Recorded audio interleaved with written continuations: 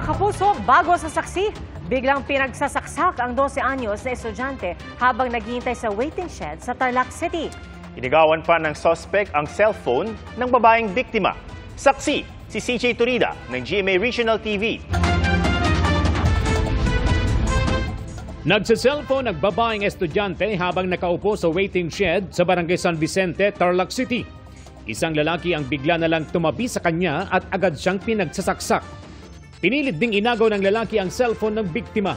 Initially, lumapit nga daw yung suspect natin sa kanya, nagpalakad-lakad at tinabihan siya. Bigla na lang siyang sinaksak. Then after that, dinampot yung cellphone niya. Sugatan ang 12 anyos na batang babae ayon sa pulisya.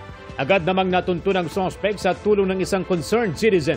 Napansin namin na bumili siya dun sa isang tindahan. And fortunate naman na yung tindahan na yun may CCTV pala. So, nung yumuko siya, na-identify siya nung may-ari ng tindahan na dati siya nagbo-vulcanize dun sa tapat ng school. So, yun. And then pinuntahan na ng kagawad ko yung address niya. Voluntary naman siya sumuko. Sinabi ng suspect sa pulisya na nagawa niya ang krimen dahil sa kagustuhang mabayaran ang kanyang mga utang. Na-recover mula sa suspect ang screwdriver na ginamit bilang panaksak at ang ninakaw na cellphone. Nahaharap siya sa kasong frustrated homicide at robbery. Wala pang pahayag ang kaanak ng biktima. Para sa GMA Integrated News, ako si CJ Torida ng GMA Regional TV, ang inyong saksi.